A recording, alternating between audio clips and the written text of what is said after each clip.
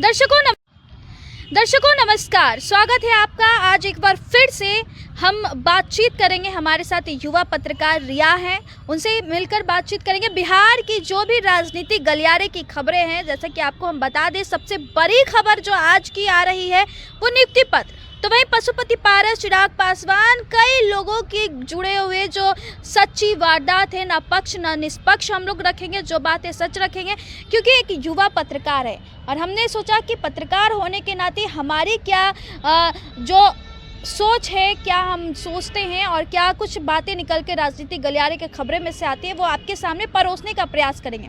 सबसे बड़ी बात, आज बड़ी जानकारी आपको दे दें पशुपति कुमार पारस को लेकर के। वो एनडीए में थे, कहीं ना कहीं उनको दरकिनार कर दिया गया और उनके जो आवास है चिराग पासवान के पास चला गया।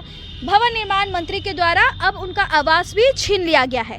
कहीं ना कहीं रिया ऐसा लग रहा है कि चिराग पासवान अपने पिता को लेकर के बदला लेना चाहते हैं क्या पशुपति कुमार पारस से, इसलिए आज उनके बंगला जो आवास है वो उनके हाथ में चला आया है। बिल्कुल, देखिए निधि, जिस तरीके से आप ये नहीं कह सकते हैं कि चिराग पासवान बदला ले रहे, बल्कि उनको तो कोर्ट ने ही कह दिया है कि उनका जो पार्टी है कोर्ट ने ही खत्म कर दिया है। लेकिन जिस तरीके से उनका जो कार्य चल रहा था, वो पूर्व में केंद्रीय मंत्री थे, अच्छी पॉलिटिशियन भी वो रह चुके हैं। उनके जब भाई थे चिराग पासवान के, जो पिता रामविलास पासवान थे, उनके समक्ष दोनों ने काम किया, मिलकर काम किया। लेकिन कहीं ना कहीं मुझे लगता है पशुपति पारस की चूक कहीं ना कहीं पॉलिटिकल करियर में हुई है। क्या वो चूक हो सकती है कि उनको इतनी बड़ी सजा हो जाए, एनडीए से दरकिनार कर दिया बिल्कुल, जाता कहीं ना कहीं चूक रही है, क्योंकि जब एनडीए के साथ, इंडिया एयरलाइंस के साथ वो बहुत पहले से थे और पूरे उनके जो परिवार है वो एनडीए एयरलाइंस के साथ थे। लेकिन कहीं ना कहीं जब चूक इनसे हुई, उसके बाद सरकार ने भी सोचा, डिस्कशन चल रही थी, बैठक चल रही थी, तमाम घटक दलों का नेता, क्योंकि हमारे जो एनडीए में है वो 6 घटक दलों का नेता और 6 पार्टी मिलाकर एनडीए की सरकार बनी थी। लेकिन अब वो साइड हटे तो अब हमारे पास 5 घटक दलों के नेता बचे, 5 जो दल है वो रहे। लेकिन कहीं ना कहीं ये जो चूक है वो जो पशुपति पारस है उनसे हुई है, जो इफेक्ट उनके पॉलिटिकल करियर पे पड़ी है। क्या चूक हो सकती है उनसे जो अभी पशुपति पारस ने कोई बात टिप्पणी नहीं किया है खुलकर। तो मुझे लग रहा है कि कहीं ना कहीं जिस तरीके से चिराग को जो आवास मिला है, तो इसमें ये नहीं कह सकते हैं कि चिराग ने बदला लिया है, क्योंकि पशुपति पारस ने जिस तरीके से काम किया, अपने कार्यों को किया, उस तरीके से लगता है कि कहीं ना कहीं वो परिवारवाद वाला काम तो वो नहीं किए, लेकिन परिवार को जो दुख और जो ठेस पहुंचाए पशुपति पारस, उसी का फल है, उसी का फल है। उन्होंने जिस तरीके से चिराग के साथ छल कपट किया, बाकी आप देख सकते हैं। जो आवास वो मिला है 2010 में, जब चिराग पासवान के पिता पॉलिटिकल करियर में आए थे, तब पशुपति पारस को वो जो मुहैया कराया गया उस आवास को, क्योंकि उस टाइम पशुपति पारस के पास रहने के लिए कोई छत नहीं था।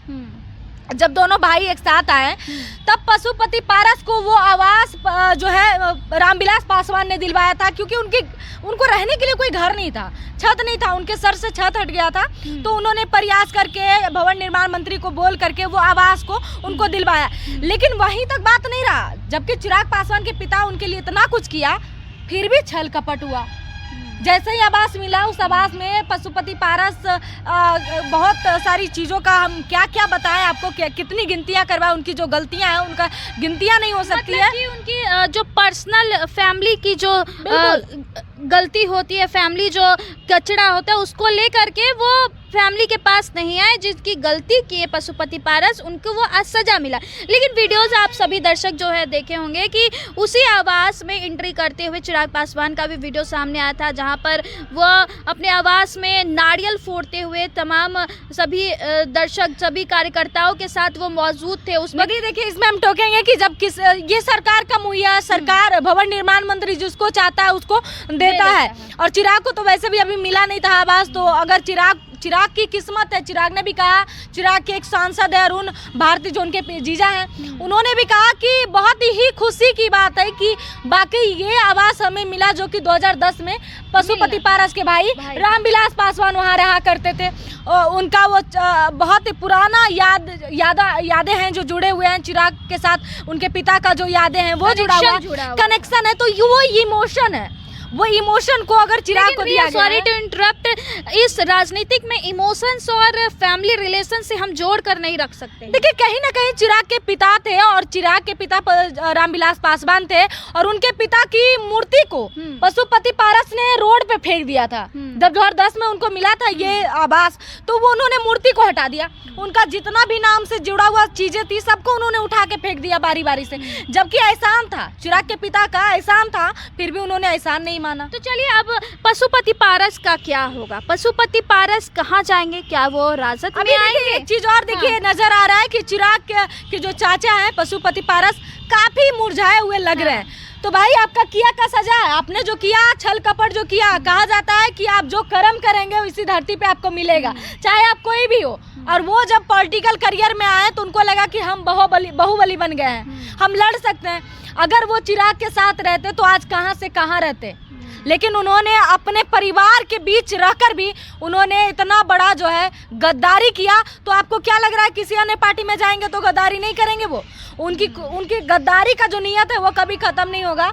और चिराग ने बदला नहीं लिया, चिराग ने तो इज्जत के साथ कहा कि ये मुझे मिला है, सरकार ने मुझे दिया है, तो इसमें उनको दुख जताने की जरूरत नहीं है, ना उनको ये बोलने की जरूरत है कि चिराग ने छीना। तो मुझे लगता है कि जो उन्होंने किया उसका सजा यही है कि वो आज बेघर है, एनडीए से हट गए हैं। तो देखिए, लेकिन अब पशुपति कुमार पारस आखिर कहाँ जाएंगे? क्या वो विपक्ष के साथ मिलने का कोशिश कर अभी वो सकते किसी के साथ रहने लायक है नहीं, सारे कमर टूट गए उनके, कहीं जाने के लायक नहीं है। क्या लालू प्रसाद यादव, तेजस्वी यादव उनको अपना सकते हैं? तरस अगर खाएंगे तो चिराग ही तरस खाएंगे, क्योंकि चिराग वैसा नहीं है। चिराग अभी के जनरेशन का लड़का है, युवा है, और वो पूरे परिवार को गठित कर लेकर चलते हैं। तो मुझे लगता है कि चाचा और जो भतीजा का रिश्ता है वो अटूट